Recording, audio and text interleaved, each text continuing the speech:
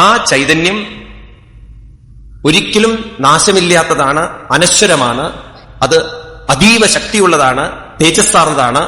അതുകൊണ്ട് അതിനെ അവര് സനാതനം എന്ന് വിളിച്ചു. സനാതനം എന്ന് പറഞ്ഞാൽ ഒരിക്കലും നശിക്കാം.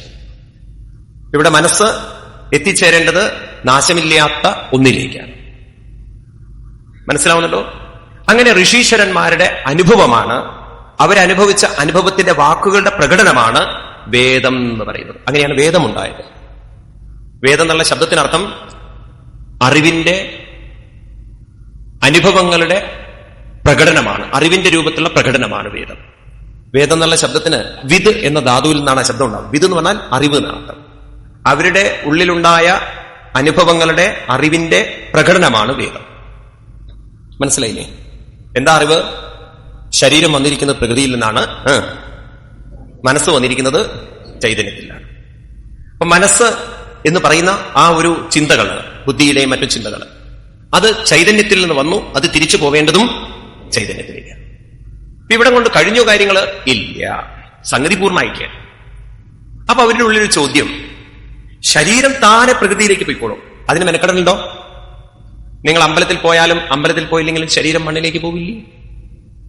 ഏതെങ്കിലും ശരീരം പറയോ ഞാൻ ഗുരുവായൂരെല്ലാം മാസം തൊഴുന്നതാണ്, അതുകൊണ്ട് ഞാൻ മണ്ണിലേക്ക് പോവില്ല പറയോ? നിങ്ങൾ വഴിപാടുകൾ കഴിച്ചാലും വഴിപാടുകൾ കഴിച്ചില്ലെങ്കിൽ മണ്ണിലേക്ക് പോവില്ലേ? ഒരു ഹിന്ദുവിന്റെ ശരീരം മാത്രമേ മണ്ണിലേക്ക് പോകുള്ളൂ, മുസ്ലിമിന്റെയും പോവും, ഇന്നലെ വന്ന നമ്മുടെ തിരുമേനിയുടെയും പോവും, നമ്മുടെ തിരുമേനിയുടെയും പോവും, എല്ലാ തിരുമേനിയുടെയും പോവും. അതിന് ജാതിയില്ല, മതമില്ല, സ്ത്രീ എന്നോ പുരുഷനോ വ്യത്യാസമില്ല, വല്ലതുണ്ടോ? ഇല്ല. അപ്പൊ പിന്നെ നമ്മൾ ഈ മെനക്കെടലുകളൊക്കെ മെനക്കെടുന്നത് എന്തിനാ? എന്തായാലും അത് മണ്ണിലേക്ക് പോകും. ചിലവരൊക്കെ വിചാരിച്ചിരിക്കുന്നത് പോവരുതേന്നാ. അങ്ങനെയൊക്കെ വിചാരിച്ചിട്ടും മെനക്കെട്ടൊന്നും കാര്യമൊന്നുമില്ല, പോയേ പറ്റുള്ളൂ. അത് പ്രകൃതിയുടെ സ്വഭാവം അല്ലേ? അപ്പൊ പിന്നെ ഈ മനസ്സും സ്വാഭാവികമായിട്ട് അങ്ങോട്ട് പോയിക്കൊള്ളില്ലേ? ആരിലേക്ക്? ഏതുപോലെ? നമുക്ക് മെനക്കെടലൊന്നും ഇല്ലല്ലോ. അവർക്ക് മനസ്സിലായി അങ്ങനെയൊന്നും മനസ്സ് എവിടെ എത്തിച്ചേരില്ല. അതെങ്ങനെ മനസ്സിലായി? ശരീരം പ്രകൃതിയിലേക്ക് ചേർന്നു എങ്കിൽ പിന്നൊരിക്കലും അത് അതേ രൂപത്തിൽ ഒരിക്കലും തിരിച്ചു വരില്ല, ഉണ്ടല്ലോ. എന്നാൽ ഇവിടെ വ്യത്യസ്ത സ്വഭാവങ്ങളും വ്യത്യസ്ത അറിവുകളും കഴിവുകളും ആളുകളിൽ കാണുന്നു എങ്കിൽ അതൊരു അച്ഛനും അമ്മയും തന്നതല്ലെങ്കിൽ, അതായത് അച്ഛനിൽ നിന്നും അമ്മയിൽ നിന്നും പരിപൂർണമായി വന്നതല്ലെങ്കിൽ അത് പിന്നീട് എവിടുന്ന് വന്നു? ശ്രദ്ധിക്കൂ. നമ്മിൽ ഓരോരുത്തരിലുമുള്ള സ്വഭാവം പ്രകൃതിയിൽ നിന്നല്ല വന്നത്, പിന്നെ എവിടെ നിന്നല്ല വന്നത്? പരിപൂർണമായി ആരിൽ നിന്നല്ല വന്നത്? അച്ഛനിൽ നിന്നും. അപ്പൊ പിന്നെ എവിടുന്ന് വന്നു? അപ്പൊ നമുക്ക് അക്സെപ്റ്റ് ചെയ്യാനുള്ളൊരു കാര്യം, അത് വന്നിരിക്കുന്നത് അത് നേരത്തെ ഉണ്ടായിരുന്നു. കാരണം സയൻസിന്റെ ഒരു നിയമം എന്താണെന്ന് വെച്ചാൽ ശൂന്യതയിൽ നിന്ന് ഒന്നും സൃഷ്ടിക്കാൻ സാധ്യമല്ല, ഉള്ളതിൽ നിന്നേ ഉണ്ടാക്കാൻ പറ്റുകയുള്ളൂ. If there is no gold, we cannot make any ornament. അല്ലേ? കുറെ നാളികേരം എടുത്ത് ആട്ടിയാലേ, കൊപ്ര എടുത്ത് ആട്ടിയാലേ വെളിച്ചെണ്ണ വരികയുള്ളൂ, അല്ലേ? കുറെ എള്ളെടുത്ത് ആട്ടിയാലേ എണ്ണ വരികയുള്ളൂ. കുറെ മണലെടുത്ത് ആട്ടിയേ വരുമോ? കാരണം അതില് കുറെ വെള്ളം എടുത്തിട്ട് കടഞ്ഞാൽ വെണ്ണ വരുമോ? കാരണം വെള്ളത്തിൽ വെണ്ണയില്ല. അപ്പൊ ഉള്ളതിൽ നിന്നേ ഉണ്ടാവുകയുള്ളൂ എങ്കിൽ നമ്മുടെ മനസ്സ് വ്യത്യസ്ത സ്വഭാവ വിശേഷങ്ങൾ ഉള്ളതാണെങ്കിൽ അത് നേരത്തെ ഉണ്ടായിരുന്നു. അത് ഉണ്ടായിരുന്നു എങ്കിൽ അത് എത്തേണ്ടടുത്ത് എത്തിയിട്ടില്ല. അപ്പൊ ഒരു കാര്യം ഉറപ്പാണ്, അതവിടെ എത്തിച്ചിട്ടില്ല എങ്കിൽ അതെത്തുകയില്ല. അതെത്തിയിട്ടില്ല എങ്കിൽ വീണ്ടും വരേണ്ടതുണ്ട്. ക്ലിയർ ആണോ? ഇതിനെയാണ് അവര് പുനർജന്മം എന്ന് പറഞ്ഞത്. അതുകൊണ്ട് ഭാരതത്തില് ഋഷീശ്വരന്മാര് പറയുന്നു മോക്ഷവും ഉണ്ട്, പുനർജന്മമുണ്ട്. വളരെ ശ്രദ്ധിക്കണേ പറയുന്നത്. ഈ ചോദ്യങ്ങൾക്കൊക്കെ ഉത്തരം നിങ്ങളുടെ ഉള്ളിൽ വ്യക്തമല്ലെങ്കിൽ നിങ്ങൾ കൺഫ്യൂഷനാണ്. അതുകൊണ്ടാണ് ഞാൻ പറഞ്ഞത് നിങ്ങൾ വളരെ ഓപ്പൺ ആയിട്ട് ചിന്തിക്കണം. ഒരു കല്ല് ഞാൻ ആകാശത്തിലേക്ക് എറിഞ്ഞാൽ അത് തിരിച്ച് ഇങ്ങോട്ട് വരണം. കാരണം ഭൂമിയിൽ നിന്ന് പോയത് ഗ്രാവിറ്റേഷൻ ലോ പ്രകാരം തിരിച്ച് ഭൂമിയിലേക്ക്. ഭൂമിയിൽ എത്തിയാൽ അതിന്റെ ചലനം നിന്നു, അത് എത്തേണ്ടടുത്ത് എത്തിക്കഴിഞ്ഞു. ഇതുപോലെ എത്ര ജന്മങ്ങൾ എടുക്കണം ഈ മനസ്സിന്? എത്ര പ്രാവശ്യം ഇനി ജനിക്കേണ്ടതുണ്ട്? അത് എവിടെ നിന്ന് പുറപ്പെട്ടുവോ? അപ്പൊ ഇനി പുനർജന്മം വേണോ വേണ്ടേ എന്ന് ആരാ നിശ്ചയിക്കേണ്ടത്? വെറുതെ ദൈവത്തിനെ കഷ്ടപ്പെടുത്തണോ? വേണോ? ദൈവത്തിന് വല്ല പങ്കുണ്ടോ അതില്? ദൈവത്തിന് അതിലൊന്നും ഒരു പങ്കുമില്ല. പങ്ക് മുഴുവൻ നമുക്കാണ്. എവിടെ നിന്ന് പുറപ്പെട്ടുവോ അവിടെ എത്തിച്ചേരാത്തോടത്തോളം കാലം അതിന് വീണ്ടും ജനിക്കേണ്ടതുണ്ട്. ജനന മരണങ്ങളിലൂടെ പോകുന്നുണ്ട്. ശങ്കരാചാര്യരുടെ ഗോവിന്ദത്തിൽ പറഞ്ഞതുപോലെ പുനരഭിജനനം പുനരഭിമരണം പുനരഭിജനനീ ജഡരേ ശയനം. വീണ്ടും ജനിക്കണം അമ്മയുടെ ഗർഭപാത്രത്തിൽ വരണം. അപ്പൊ ഒരു ചോദ്യം, സ്വാമി, എങ്കിൽ ഈ മനസ്സിനെ ചൈതന്യത്തിലേക്ക് എത്തിക്കാൻ എന്താണ് വേണ്ടത്? അങ്ങനെ ചൈതന്യത്തിലേക്ക് എത്തിക്കാൻ വേണ്ടുന്ന ജീവിത രീതിയാണ് ധർമ്മം എന്ന് വിളിച്ചത്. What is the meaning of ധർമ്മം എന്ന് ചോദിച്ചു കഴിഞ്ഞാൽ, ധർമ്മം എന്നുള്ളതിന് യഥാർത്ഥ അർത്ഥം, ധർമ്മം എന്ന് പറഞ്ഞാൽ ഏതൊരു ജീവിത രീതിയാണോ നമ്മുടെ മനസ്സിനെ, ആ ജീവിത രീതിയാണ് ധർമ്മം എന്ന് വിളിക്കുന്നത്. അങ്ങനെയാണ് ഭാരതത്തിൽ എന്ത് വന്നത്? സനാതന ധർമ്മം. സനാതനത്തിലേക്ക് മനസ്സിനെ നയിക്കുന്ന ജീവിത രീതിയാണ് സനാതനധർമ്മം. മനസ്സിലാവുന്നുണ്ടോ? ഇങ്ങനെയാണ് ഹിന്ദു സംസ്കാരം പൂർവികമായി, ഇന്ന് ഹിന്ദു സംസ്കാരം എന്ന് പറയുന്നത്, അന്ന് ഋഷീശ്വരന്മാര് സനാതനധർമ്മം എന്ന് പേരിട്ട്. ഒന്നുകൂടി ഞാൻ ബേസിക് ആയിട്ട് പറഞ്ഞുവരാം. ഈ സത്യത്തെ സാക്ഷാത്കരിച്ച ആളുകളെയാണ് ഋഷി എന്ന് പറയുന്നത്. ഋഷി എന്ന് പറഞ്ഞാൽ താടിയും മുടിയും വളർത്തിയെന്ന് നല്ല അർത്ഥം. നമുക്ക് അങ്ങനെയൊക്കെയുള്ള ചില ദോഷങ്ങളുണ്ട്. ഈ സന്യാസി എന്ന് പറഞ്ഞാൽ തന്നെ താടിയും ജടയൊക്കെ നീട്ടിയിട്ട് കുറെ ആളുകൾ അങ്ങനെയൊക്കെയാണ്. ഋഷി എന്ന് പറഞ്ഞാൽ മനസ്സിന്റെ ഉറവിടം കണ്ടെത്തിയവൻ ആരോ അവൻ സത്യം അറിഞ്ഞവരെയാണ് ഋഷി എന്ന് പറയുന്നത്. മനസ്സിലാവുമോ? അങ്ങനെ അവര് പറഞ്ഞ വാക്കുകളെയാണ് എന്ത് പറയുന്നത്? വേദം എന്ന് പറയുന്നത്. വേദം എന്ന് പറഞ്ഞാൽ അവരുടെ അനുഭവം, അതിൽ വരുന്നതാണ് ഇത് സനാതന ധർമ്മം. എന്താ അവർ കണ്ടെത്തിയത്? സനാതനമായതിലേക്കാണ് ആര് പോകേണ്ടത്? നമ്മുടെ മനസ്സ് പോകേണ്ടത്. അപ്പോ ധർമ്മം എന്ന് പറഞ്ഞാൽ അവിടെ കൊണ്ട് നിൽക്കുന്നില്ലേ, കുറച്ചുകൂടി അതിനൊരു ഒരു ഒരു എന്താണ് വിശദീകരണം ആവശ്യമുണ്ട്. ധർമ്മം എന്നതുകൊണ്ട് ശരീരം പ്രകൃതിയിലേക്ക് പോകണം, മനസ്സ് ചൈതന്യത്തിലേക്ക് പോകണം. അപ്പൊ ശരീരം പ്രകൃതിയിലേക്ക് പോകുന്നത് വരെ ഈ ശരീരത്തിന് ഇവിടെ നിലനിൽക്കണമെങ്കിൽ അതിന് ഒത്തുചേർന്ന് പലവരോടും സഹകരിച്ച് ഒത്തുചേർന്ന് പോകേണ്ടതുണ്ട്. അതുകൊണ്ട് പ്രകൃതിയോട് ഒത്തുചേർന്ന് പോകുന്നതിനെയും ധർമ്മം എന്ന് വിളിക്കും, മനസ്സിനെ അതിന്റെ ഉറവിടത്തിലേക്ക് എത്തിക്കുന്നതിനെയും ധർമ്മം. അതുകൊണ്ട് ഇവിടെ രണ്ട് ധർമ്മങ്ങൾ ഋഷീശ്വരന്മാര് പറഞ്ഞു. ഒന്ന് ഏതിന്റെ ധർമ്മം? ശരീരത്തിന്റെ ധർമ്മവും. രണ്ട് മനസ്സിന്റെ ധർമ്മം. മനസ്സിന്റെ ധർമ്മത്തെ പരമധർമ്മമെന്നും ശരീരത്തിന്റെ ധർമ്മത്തെ ധർമ്മമെന്നും വിളിക്കുന്നു. നമ്മുടെ വേദങ്ങളിലും ഇതിഹാസങ്ങളിലും ഭാഗവതം എടുത്തു നോക്കിക്കഴിഞ്ഞാൽ ഇവിടെയൊക്കെ നിങ്ങൾക്ക് രണ്ട് ധർമ്മങ്ങൾ കാണാം. ഏതിന്റെ എല്ലാം ധർമ്മം? ശരീരത്തിന്റെ ധർമ്മവും മനസ്സിന്റെ ധർമ്മവും. മനസ്സിലാവോ? മനസ്സിന്റെ ധർമ്മത്തെക്കുറിച്ച് പറയുന്നതാണ് നമ്മുടെ വേദങ്ങളിലെ ആധ്യാത്മികമായ ചിന്തനങ്ങൾ. ശരീരത്തിന്റെ ധർമ്മത്തെക്കുറിച്ച് പറയുന്നതാണ് ഈ ഭൗതികമായ ഇടപെടലുകളും അതിനോടുള്ള നമ്മുടെ സമീപനങ്ങളൊക്കെ. അങ്ങനെയൊക്കെയുള്ള കാര്യങ്ങളാണ്. കൂടുതൽ നമുക്ക് ഭാഗവതത്തിലൂടെ വരുമ്പോൾ ഞാൻ വിസ്തരിക്കാം. ഏതായാലും ഇത്രയും മനസ്സിലാക്കൂ. രണ്ട് ധർമ്മങ്ങൾ, ഒന്ന് ശരീരത്തിന്റെയും രണ്ട് മനസ്സിന്റെയും. അങ്ങനെ ഋഷീശ്വരന്മാര് ഇത് വികസിപ്പിച്ചു കൊണ്ടുവന്നു. ഇനി അതിലേക്ക് കൂടുതൽ കൂടുതൽ പലരുടെയും ആശയങ്ങളും പല മഹർഷിമാർ പലരുടെയും അനുഭവങ്ങളും വന്നു ചേർന്നപ്പോ ഇവിടെ എന്തുണ്ടായി?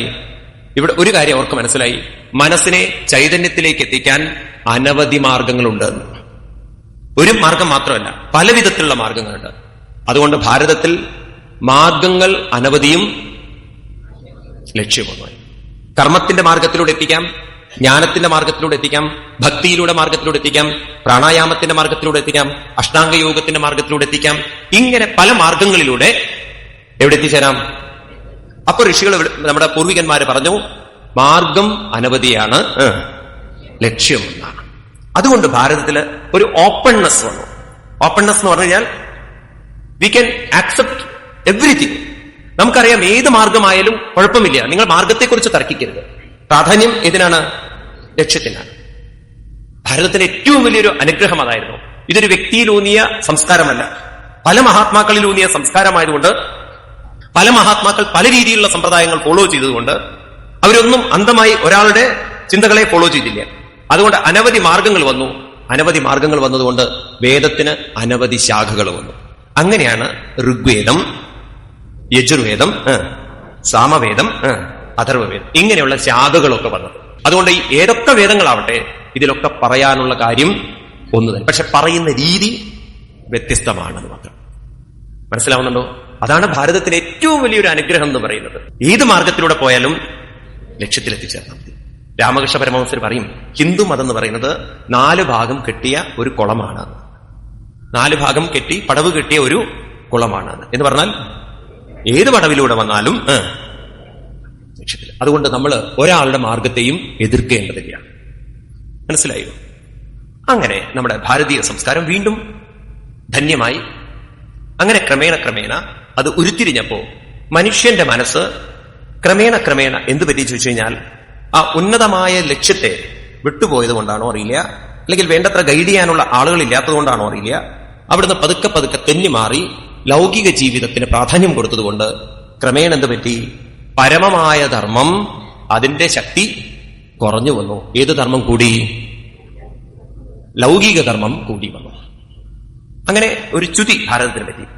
ഏതായാലും അതിലേക്ക് എത്തുന്നതിന് മുമ്പ് നമുക്കൊരു കാര്യം കാണാം. ഭാരതീയ സംസ്കാരം വികസിച്ചു വന്നത് ഗുരുവിൽ നിന്ന് ശിഷ്യരിലേക്കും, പിന്നീട് ആ ശിഷ്യൻ ഗുരുവായി തീർന്ന് അടുത്ത ശിഷ്യനിലേക്കും, പിന്നീട് ആ ശിഷ്യൻ ഗുരുവായി തീർന്ന് അടുത്ത ശിഷ്യനിലേക്കും, അങ്ങനെയാണ് അല്ലേ? അപ്പൊ എവിടെയോ ഒരു കണ്ണികൾ മാറിയത് കൊണ്ടായിരിക്കാം പരമമായ ധർമ്മം വിട്ടിട്ട് മനുഷ്യൻ ഏത് ധർമ്മത്തിലേക്ക് പോയത്? ലൗകിക ധർമ്മത്തിന് പ്രാധാന്യം കൊടുത്തത്. എങ്കിലും ഭാരതീയ സംസ്കാരം എന്ന് പറയുന്നത് ഗുരു ശിഷ്യ സംസ്കാരത്തിന്റെ ഒരു പരമ്പരയാണ് ഭാരതീയ സംസ്കാരം. നമുക്ക് ഈശ്വര സംസ്കാരമല്ല നമുക്കുള്ളത് ഗുരു ശിഷ്യ സംസ്കാരം. നമ്മൾ ഭാഗവതത്തിലേക്ക് നോക്കൂ. ഭാഗവതാണല്ലോ നമുക്ക് ചർച്ച ചെയ്യാനുള്ളത്. അത് ഭഗവാനിൽ നിന്നും ബ്രഹ്മാവിന് കിട്ടി, ബ്രഹ്മാവിൽ നിന്ന് നാരദർക്ക് കിട്ടി, നാരദൻ അതിനെ വ്യാസഭഗവാന് പറഞ്ഞു കൊടുത്തു, വ്യാസഭഗവാൻ ശുഗന് പറഞ്ഞു കൊടുത്തു, ശുഗൻ പരീക്ഷത്തിന് പറഞ്ഞു കൊടുക്കുമ്പോൾ അത് കേട്ടു സൂതൻ അതിനെ ശൗനകാദികൾക്ക് പറഞ്ഞു കൊടുക്കണു. പിന്നീട് ആ പരമ്പര. അപ്പൊ നമ്മുടെയൊക്കെ ഒരു കർത്തവ്യം എന്താണ്? ആദ്യം ആരാവണം? ആദ്യം ഗുരുവാവേ. ഏമായി ആദ്യം തന്നെ മേലോട്ടാ കയറിയത്. ഒരു പയ്യൻ M.Com ഒക്കെ കഴിഞ്ഞ് ജോലിക്ക് അപ്ലൈ ചെയ്തു. ഇന്റർവ്യൂവിന് വിളിച്ചു, ജോലി കിട്ടി. പറഞ്ഞു ആദ്യം തനിക്കൊരു 5000 രൂപ തരാം, പിന്നീട് 3 മാസം കഴിഞ്ഞിട്ട് 8000 രൂപ തരാം. 3 മാസം നിന്റെ ജോലിയൊക്കെ നോക്കിയിട്ട് 3 മാസം കഴിഞ്ഞ് 8000 രൂപ തരാം. എന്നാ ജോയിൻ ചെയ്തോളൂ. എന്നുവെച്ചാൽ ജോയിൻ ചെയ്തോളൂ. ഉടനെ അവൻ പറഞ്ഞു, ഞാനൊരു കാര്യം ചെയ്യാം, 3 മാസം കഴിഞ്ഞിട്ട് ജോയിൻ ചെയ്യാം. ഇതുപോലെ 3 മാസം എന്ന് പറയുന്ന അതിന് മുമ്പ് ജോയിൻ ചെയ്തിട്ട് അവന്റെ പെർഫോമൻസ് നോക്കിയിട്ടാണ് 8000 കൊടുക്കാൻ പറ്റുന്നത്. അവൻ ആദ്യം അങ്ങോട്ടാ കണ്ണുവച്ചിരിക്കുന്നത്. മോശമാവരുതല്ലോ. ഇതുപോലൊരു ചെറുപ്പക്കാരൻ എന്തോ വിരക്തി വന്നു, പരീക്ഷയിലത്തെ മാർക്ക് പറഞ്ഞുകൊണ്ടായിരിക്കാം വിരക്തി വന്നത്. നേരെ ഒരു ആശ്രമത്തിലേക്ക് കയറിച്ചു. സ്വാമിജിയെ കണ്ട് നമസ്കരിച്ചു. സ്വാമിജി ചോദിച്ചു, എന്താ? അല്ല, ഞാൻ ആശ്രമത്തിലേക്ക് ജോയിൻ ചെയ്യാൻ വേണ്ടി വന്ന. വളരെ നന്നായി. അപ്പൊ ഇവിടുത്തെ എന്തെങ്കിലുമൊക്കെ ജോലികളൊക്കെ ചെയ്യാം, എന്താന്ന് എനിക്ക് അറിയുന്നത്? അല്ല, അക്കൗണ്ടൻസി വർക്കൊക്കെ അറിയോ? അതൊന്നും പഠിച്ചില്ല. അപ്പൊ അത് ചെയ്യാൻ പറ്റില്ല. എന്നൊരു കാര്യം ചെയ്യും, വല്ല ക്ലറിക്കൽ വർക്കൊക്കെ ഒട്ടും അറിയില്ല, എനിക്കൊട്ട് താല്പര്യമില്ല. എന്നാ ഒരു കാര്യം ചെയ്യും, അടുക്കളയിലൊക്കെ വല്ലതും സഹായിച്ചു കൊടുത്തൂടെ? അയ്യോ, അതും അറിയില്ല. എന്നാ പിന്നെ ഇവിടെ വേറെ വല്ലതും ഹെൽപ്പ് ചെയ്യാനൊക്കെ അവിടെ സഹായത്തിനൊക്കെ ഒരു ആളായിട്ട്, അതൊന്നും വയ്യ. പിന്നെ ഇപ്പൊ തനിക്ക് എന്താ പറ്റുക? ഞാൻ ഇവിടുത്തെ ഗുരു ആയിക്കോളാം. ആദ്യം കയറുന്ന അങ്ങടാ. അപ്പൊ ആദ്യം നമ്മൾ ആരാവണം? ശിഷ്യനാണ്. അപ്പോ ഗുരു ശിഷ്യ പരമ്പരയിലൂടെയാണ് ഭാരതീയ സംസ്കാരം ഉരുത്തിരിഞ്ഞത്. അപ്പൊ നമ്മുടെയൊക്കെ ജോലി ആദ്യം നമ്മൾ ശിഷ്യരായി, പിന്നീട് നമ്മൾ ഗുരുക്കന്മാരായി ഈ പരമസത്യത്തെ മനസ്സിലാക്കി മറ്റുള്ളവരിലേക്ക് പകർന്നു കൊടുക്കണം. ഏത് സത്യത്തെ? ശരീരത്തെക്കുറിച്ച് നമ്മൾ പഠിക്കേണ്ടതില്ല. നമ്മുടെ പൂർവികന്മാർ അത്ര പ്രാധാന്യം കൊടുത്തിട്ടില്ല. കാരണം പഠിച്ചാലും പഠിച്ചിട്ടില്ലെങ്കിലും ശരീരം പ്രകൃതിയിൽ നിന്ന് വന്നതാണ്. അത് തിരിച്ച് പഠിക്കേണ്ടത് മുഴുവൻ ആരെയാണ്? അപ്പൊ ചോദിക്കുകയാണ്, ഇനി പറയുന്നത് ശ്രദ്ധിക്കണേ, മനസ്സ് ചൈതന്യത്തിലേക്ക് എത്തണമെങ്കിൽ എങ്ങനെയുള്ള മനസ്സാണ് ചൈതന്യത്തിലേക്ക് എത്തുക? എല്ലാ മനസ്സുകളും ചൈതന്യത്തിലേക്ക് എത്തുവോ? ഇല്ല. ഇപ്പൊ എങ്ങനെയുള്ള മനസ്സാണ് ചൈതന്യത്തിലേക്ക് എത്തുക? അപ്പൊ നമുക്കറിയില്ല. അപ്പൊ ഋഷീശ്വരന്മാര് പറയുന്നു, നിങ്ങൾക്ക് ഗീത പരിചയമുണ്ടെങ്കിൽ ഭഗവാൻ ശ്രീകൃഷ്ണൻ അവിടെ പറയുന്നുണ്ട്, അർജുന 12ാമത്തെ അധ്യായത്തില് 2 തരം ഭക്തന്മാരുണ്ട്. ഗീതയിലെ 12ാം അധ്യായം ഭക്തിയോഗത്തിൽ എത്ര തരം? 2 തരം. ഒന്നാമത്തെ കൂട്ടർ എന്ന് പറയുന്നത് എന്റെ രൂപത്തെ കണ്ട് തൊഴുത് ആരാധിച്ചു പോകുന്നവരാണ്. രൂപത്തെ കണ്ട് തൊഴുതു പോകുന്നവരാണ്. രണ്ടാമത്തെ കൂട്ടര് അവര് കൂടസ്ഥം അചലം ധ്രുവം, കൂടസ്ഥനായിരിക്കുന്ന അചലമായിരിക്കുന്ന ദൃഢമായിരിക്കുന്ന എന്നിൽ മനസ്സുറപ്പിക്കുന്നുണ്ട്. അപ്പൊ ഭഗവാനെ, അങ്ങയ്ക്കിതിൽ കൂടുതൽ പ്രിയം ആരെയാണ്? അർജുനന്റെ ചോദ്യം. അപ്പൊ ഭഗവാൻ പറഞ്ഞു, രൂപത്തോടുകൂടി എന്നെ ആരാധിക്കുന്നവനെയാണ് എനിക്കിഷ്ടം.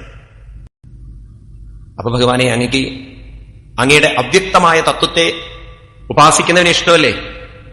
അർജുന, എന്റെ അവ്യക്തമായ തത്വത്തെ ഉപാസിക്കുന്നവൻ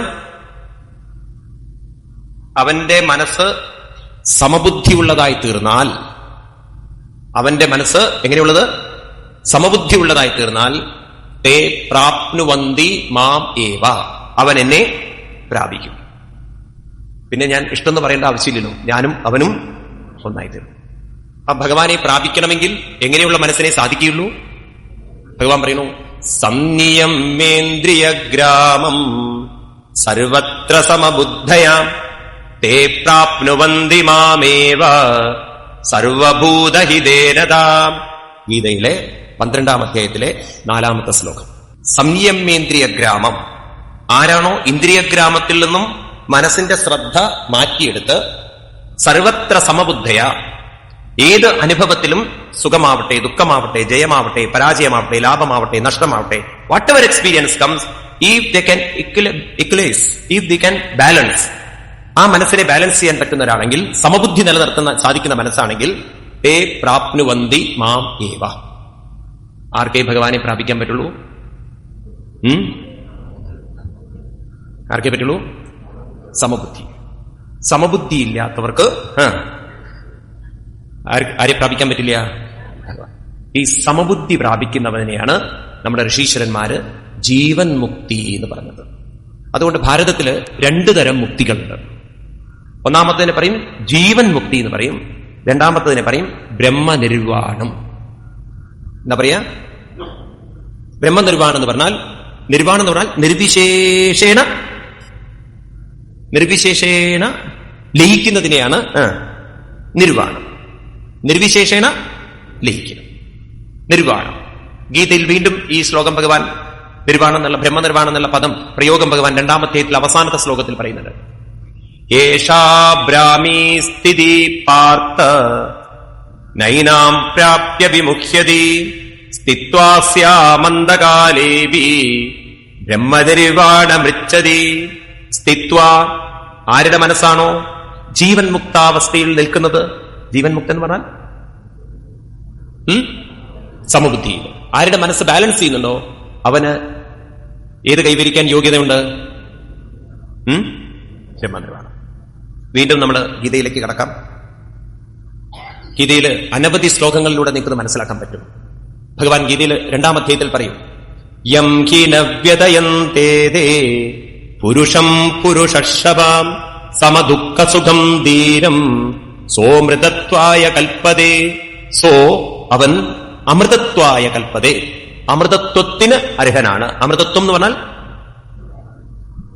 മൃതം എന്ന് പറഞ്ഞാൽ മരണം, അമൃതം എന്ന് പറഞ്ഞാൽ മരണമില്ലാത്ത തത്വത്തിലേക്ക്, സനാതനമായ തത്വത്തിലേക്ക്, മരണമുള്ള മൃതമുള്ള ശരീരത്തിൽ നിന്നും മരണമില്ലാത്ത സനാതനമായ തത്വത്തിലേക്ക്, ആ ചൈതന്യത്തിലേക്ക് ലയിക്കാൻ, ചേരാൻ അവൻ അർഹനാണ്. ആരർഹനാണ്? സമ ദുഃഖ സുഖം ധീരം, സുഖത്തെയും ദുഃഖത്തെയും സമമാക്കി വെക്കാൻ സാധിക്കുന്നവൻ. അപ്പൊ നമുക്ക് ആദ്യം കൈവരിക്കേണ്ടത് എന്താണ്? സമബുദ്ധിയാകുന്ന ജീവൻ മുക്താവസ്ഥ കൈവരിക്കണം. അവർക്ക് എങ്ങോട്ട് പോകാൻ പറ്റുള്ളൂ? ബ്രഹ്മനിർവാണത്തിലേക്ക്. മനസ്സിലാവുന്നുണ്ടല്ലോ? ഭാഗവതം എന്ന് പറയുന്നത് ഗീതയിൽ നിന്നും വ്യത്യസ്തമല്ല, എല്ലാം ഒന്ന് തന്നെയാണ് നിങ്ങൾക്ക് മനസ്സിലാവും. ഇത് കഥ പറയാനല്ല, വേദതത്വം പറയാനാണ്. വേദതത്വം എന്ന് പറഞ്ഞാൽ എവിടെ നിന്നാണോ മനസ്സ് വന്നിരിക്കുന്നത് അതിലേക്ക് നമ്മുടെ മനസ്സ് തിരിച്ചെത്തണം. ആ തിരിച്ചെത്തിയാലേ നമ്മുടെ യാത്ര പൂർണ്ണമാവുള്ളൂ. ശരീരത്തിന്റെ യാത്ര പൂർണ്ണമാവുന്നത് മണ്ണിലേക്ക് ചേരുമ്പോഴാണെങ്കിൽ, മനസ്സിന്റെ യാത്ര പൂർണ്ണമാവുന്നത് ചൈതന്യത്തിലേക്ക് ചേരുമ്പോഴാണ്. ഇനി ഭാഗവതത്തിൽ ഭിക്ഷുഗീത എന്ന് പറയുന്ന സ്ഥലത്ത് പറയും, എന്തിനാണ് നമ്മൾ അമ്പലത്തിൽ പോകുന്നത്, എന്തിനാണ് നമ്മൾ പലതും ചെയ്യുന്നത്? നാരായണീയം വായിക്കുന്നു, ഭാഗവതം വായിക്കുന്നു, ഇപ്പൊ നിങ്ങൾ സപ്താഹം കേൾക്കാൻ വരുന്നത്, ഇതൊക്കെ കേൾക്കുന്നത് കൊണ്ട് എന്താ നിങ്ങൾക്ക് പ്രയോജനം ഉണ്ടാവുക? അല്ലെങ്കിൽ എന്ത് പ്രയോജനമാണ് നിങ്ങൾ നേടേണ്ടത്? പറയാണ് ഭഗവാൻ ശ്രീകൃഷ്ണൻ ഉദ്ധവരോട് പറയാണ്, ദാനം സ്വധർമ്മോ നിയമോ യമശ്ചാം ശ്രുതം ച കർമാണി ച സൽവ്രതാനി സർവേ മനോനിഗ്രഹലക്ഷണാന്താം പരോ ഹി യോഗോ മനസഃ സമാധി ദാനം സ്വധർമ്മോ നിയമോ യമശ്ച. നിങ്ങൾ ദാനം ചെയ്യുന്നത്, നിങ്ങൾ പല നിയമങ്ങൾ അനുഷ്ഠിക്കുന്നത്, നിങ്ങൾ കേൾക്കുന്നത്, നിങ്ങൾ പാരായണം ചെയ്യുന്നത്, സർവേ ഈ കാര്യങ്ങളൊക്കെ മനോനിഗ്രഹ ലക്ഷണാന്ത, മനസ്സിനെ നിഗ്രഹിക്കാനാണ്. എങ്ങനെയുള്ള മനസ്സിനെ? സമബുദ്ധി ഇല്ലാത്ത മനസ്സ്. എന്നിട്ടോ പരോഹി യോഗോ, പരമമായതിനോട് ചേർക്കാൻ മനസ്സസമാധി, മനസ്സിന് സമാധി. സമാധി എന്ന് പറഞ്ഞാൽ അർത്ഥം, ഭഗവാൻ സമാധി എന്ന് പറയുന്നത് ധ്യാനിച്ചിരിക്കുന്നതിനെയല്ല സമാധി എന്ന് പറയുന്നത്. സാധാരണ നമ്മൾ പറയാറില്ലേ, അയാൾ നല്ല സമാധിയിലാണ്. ചിലരിങ്ങനെയും പറയാറുണ്ട്, അയാൾ നല്ല സമാധിയിലാണ്. ഞാനൊരിക്കൽ ചിന്മയിൽ വർക്ക് ചെയ്യുന്ന കാലത്ത് എനിക്ക് സ്കൂളുകളിൽ ക്ലാസ് എടുക്കാൻ പോകേണ്ടതുണ്ടായിരുന്നു. അപ്പൊ ഉച്ചയ്ക്കൊക്കെ നല്ല ഉറക്കം വരും, കുട്ടികളോട് വായിട്ട് അടിച്ചിട്ടേ. അപ്പൊ ചിലപ്പോൾ ഉറങ്ങി ഇങ്ങനെ പുസ്തകത്തിൽ തലവെക്കും. അപ്പൊ ഒരിക്കലും ഒരു കുട്ടി വന്നിട്ട് എൻ്റെ അടുത്ത് വന്ന് ചോദിച്ചു, എന്നെ വിളിച്ചുണർത്തി. 2ലോ 3ലോ പഠിക്കുന്ന കുട്ടി എന്റെ റൂമിൽ വന്നിട്ട്, സ്വാമിജി പ്ലീസ് ഗെറ്റ് അപ്പ് എന്ന് പറഞ്ഞിട്ട് ചോദിച്ചു, സ്വാമിജി ധ്യാനത്തിലാണോ എന്ന്. കാരണം ആ കുട്ടികൾക്ക് അറിയില്ലല്ലോ സ്വാമിമാർ ഉറങ്ങാറില്ല എന്നുള്ളത്. ഞാൻ പറഞ്ഞു, കുട്ടി ഇതിനെ പറയും പുസ്തക സമാധി എന്ന്. പുസ്തകത്തിലുള്ള സമാധിയാണത്. ഉറക്കം അല്ലാതെ ധ്യാന. ഇതുപോലെ നമ്മൾ ഉറക്കത്തിന് സമാധി പറയും. സമാധി എന്ന് പറഞ്ഞാൽ എന്താണ്? കണ്ണടച്ചിരിക്കലല്ല ഭഗവാൻ സമാധി എന്ന് പറയുന്നത്. ഭഗവാന്റെ സമാധി എന്ന് പറയുന്ന ഗീതയിലൊക്കെ നോക്കിക്കഴിഞ്ഞാൽ ഭഗവാൻ പറയുന്നത് സുഖദുഃഖേ സമേ കൃത്വാ ലാഭാലാഭോ ജയാധയോ തതോ യുദ്ധ്വായ യുജ്ജസ്വ നൈവം പാപമവാപ്സ്യസി സിദ്ധ്യസിദ്ധ്യോ സമോ ഭൂത്വാ സമത്വം യോഗ ഉച്യതേ. സിദ്ധ്യസിദ്ധ്യോ കിട്ടിയാലും മനസ്സെങ്ങനെ ഇരിക്കണം? സമോ. ഇതാണ് സമാധി. സമാധി എന്ന് പറഞ്ഞാൽ വിവേകം കൊണ്ട് മനസ്സിനെ എങ്ങനെയാക്കണം? അതുകൊണ്ട് നമുക്ക് 2 മനസ്സുണ്ട്. എന്താ 2 മനസ്സ് സ്വാമി? ഒരു മനസ്സല്ലേ ഉള്ളൂ നമുക്കൊക്കെ. 2 മനസ്സുണ്ടോ? ഉണ്ട്. ഒന്നാമത്തെ മനസ്സിനെ പറയും സമാധി, അതായത് സമബുദ്ധിയുള്ളൊരു മനസ്സ്. രണ്ടാമത്തതോ സമബുദ്ധി ഇല്ലാത്ത മനസ്സിനെ അവിവേക മനസ്സെന്നും സമബുദ്ധി ഉള്ള മനസ്സിനെ വിവേക മനസ്സെന്നും. പിന്നെ നിങ്ങൾ ഉള്ളെന്ന് വിളിച്ചു പറയാം. ആരെന്ത് ചോദിച്ചാലും അങ്ങോട്ട് പറയാം, തിതിക്ഷയാ കരുണയാ മൈത്ര്യാച്ച അഖില ജന്തുഷു. അങ്ങോട്ട് പറയാം, എന്ത് പറഞ്ഞാലും എനിക്ക് പ്രശ്നമില്ല, എന്നെ അങ്ങനെയൊന്നും നിങ്ങൾക്ക് തളർത്താൻ പറ്റില്ല. കാരണം എന്റെ മനസ്സിപ്പോ അവിവേക മനസ്സല്ല, എന്റെ മനസ്സ് വിവേക മനസ്സാണ്. അപ്പോ നമ്മുടെ മനസ്സിനെ ഉയർത്താൻ, സമബുദ്ധിയിലേക്ക് എത്തിക്കാൻ എളുപ്പം സാധ്യല്ല. അതുകൊണ്ട് അവിവേകമുള്ള മനസ്സിനെ നമ്മുടെ ഋഷീശ്വരന്മാരെ അവർ വിളിച്ചു ആ മനസ്സാണ് മായ നിറഞ്ഞിരിക്കുന്ന മനസ്സ്. മായ എന്നുള്ളൊരു പ്രയോഗം അവരവിടെ കൊണ്ടുവരും. മായ എന്ന് പറഞ്ഞാൽ അവിവേകമുള്ള മനസ്സ് മായയിൽപ്പെട്ടിരിക്കണം. അപ്പൊ മായയിൽ നിന്ന് മുക്തമായ മനസ്സ് ഏതായിരിക്കണം? വിവേകമുള്ള മനസ്സ്. അപ്പൊ നമ്മളെ തളർത്തുന്നതും നമ്മളെ ആകെ അസ്വസ്ഥമാക്കുന്നതും എല്ലാം മായയാണെന്ന് പറഞ്ഞാൽ അർത്ഥം അവിവേക മനസ്സാണ്. ആ അവിവേക മനസ്സാണ് നമ്മളെ ജീവിതത്തിൽ പലപ്പോഴും പ്രശ്നങ്ങൾ ഉണ്ടാക്കിക്കുന്നത്, ദുഃഖിപ്പിക്കുന്നത്, തളർത്തുന്നത്. നമ്മൾ അറിയുന്നില്ല എന്ന് മാത്രം, നമ്മളത് തിരിച്ചറിഞ്ഞിട്ടില്ല. അതുകൊണ്ട് നമ്മൾ ഇനി ഇവിടുന്ന് തുടങ്ങാൻ പോവുകയാണ്. ആദ്യം നമുക്ക് വേണ്ടത്, നമ്മളാകുന്ന ശിഷ്യന്മാർക്ക് വേണ്ടത് ആക്സെപ്റ്റൻസ് ആണ്, സ്വീകരിക്കലാണ്. എന്താണ് സ്വീകരിക്കേണ്ടത്? ഈ നിമിഷം മുതൽ ഇനി നമ്മൾ സ്വീകരിക്കണം, എന്റെ സകല പ്രശ്നങ്ങൾക്കും കാരണം not the surroundings, not the people, not anybody, ഗ്രഹങ്ങളോ ആരോ അല്ല എന്റെ പ്രശ്നങ്ങൾക്ക് കാരണം. എന്റെ സകല പ്രശ്നങ്ങൾക്കും എന്നെ തളർത്തുന്നത് മുഴുവൻ എന്റെ അവിവേക മനസ്സാണ്. ഏത് മനസ്സല്ല? വിവേക മനസ്സല്ല. എന്നെ തളർത്തുന്നത് മുഴുവൻ അവിവേക മനസ്സാണ്. മനസ്സിലായോ? അതുകൊണ്ട് തന്നെ ഇവിടെ മുതൽ നമ്മൾ മറ്റുള്ളവരെ കുറ്റം പറയുന്നത്, പഴിചാരുന്നത്, ബ്ലെയിം ചെയ്യുന്നത് ഇനി കൺട്രോൾ ചെയ്യണം. നമ്മൾ പരിശീലിച്ചെടുക്കുക. എത്ര നമ്മൾ വിവേകത്തിൽ ജീവിക്കുന്നോ, തുടക്കത്തിൽ പ്രയാസമാണ്, യാതൊരു സംശയമില്ല. പക്ഷെ കുറച്ചും നിങ്ങളുടെ അഭ്യസിച്ച് പോയി കഴിഞ്ഞാൽ, ഉരുളം കല്ലിന്റെ മുകളിൽ കൂടെ ഇങ്ങനെ പോയി കഴിഞ്ഞാൽ, പിന്നെ നമുക്ക് ക്രമേണ മനസ്സിൽ വിവേകം വരാൻ തുടങ്ങിയാൽ നിങ്ങൾ കണ്ടോളൂ, നിങ്ങളുടെ മനസ്സിന് അതീവ ശക്തി ഉണ്ടാവും. ഏത് പ്രശ്നങ്ങളെയും നിങ്ങൾക്ക് തളരാത്ത മനസ്സോടുകൂടി സ്വീകരിക്കാൻ പറ്റും. എന്തിനേറെ, മരണം വരെ മുന്നിൽ നിന്നാൽ പോലും നിങ്ങളുടെ മനസ്സൊരിക്കലും പതറുകയില്ല. അതല്ലേ ആ വിവേകത്തിലേക്ക് എത്തിയത് കൊണ്ടല്ലേ പരീക്ഷിത്ത് മഹാരാജാവിന്റെ മുന്നിൽ തക്ഷകൻ വന്ന് നിൽക്കുമ്പോഴും അദ്ദേഹം പതറാതെ. ഈ വിവേകത്തിലേക്ക് ഉയർന്നത് കൊണ്ടാവില്ലേ സ്വന്തം അച്ഛൻ ശത്രുവായി വന്നിട്ടും കൊല്ലാൻ ശ്രമിച്ചിട്ടും ആര് തളരാത്തത്? ഈ വിവേകമുള്ള മനസ്സുള്ളത് കൊണ്ടാവില്ലേ സ്വന്തം പുത്രനെ സ്വന്തം പുത്രൻ കൊന്നതിന്റെ കുറ്റബോധം കൊണ്ട് കുന്തിദേവി തളരാതിരുന്നത്? ഈ വിവേകമുള്ള മനസ്സുള്ളത് കൊണ്ടാവില്ലേ കുത്തിത്തറയ്ക്കുന്ന ശരത്തിന്റെ മുകളിൽ ഭീഷ്മർ തളരാതിരുന്നത്? ശരീരമല്ല തളർത്തുന്നത്, രോഗങ്ങളല്ല തളർത്തുന്നത്, ചുറ്റുപാടല്ല തളർത്തുന്നത് മുഴുവൻ മനസ്സല്ല. എങ്ങനെയുള്ള മനസ്സ്? അവിവേകമുള്ള. ഇത് നമ്മൾ അങ്ങോട്ട് അക്സെപ്റ്റ് ചെയ്യണം. നമ്മൾ നല്ലവണ്ണം ഉറപ്പിക്കണം. ആത്മീയമായ പുരോഗതി നിങ്ങൾക്ക് വേണമെന്നുണ്ടെങ്കിൽ യു സ്റ്റാർട്ട് വിത്ത് ദിസ്. ഇവിടുന്ന് തുടങ്ങണം. എന്നെ തളർത്തുന്നത് മുഴുവൻ എന്റെ അവിവേക മനസ്സ്.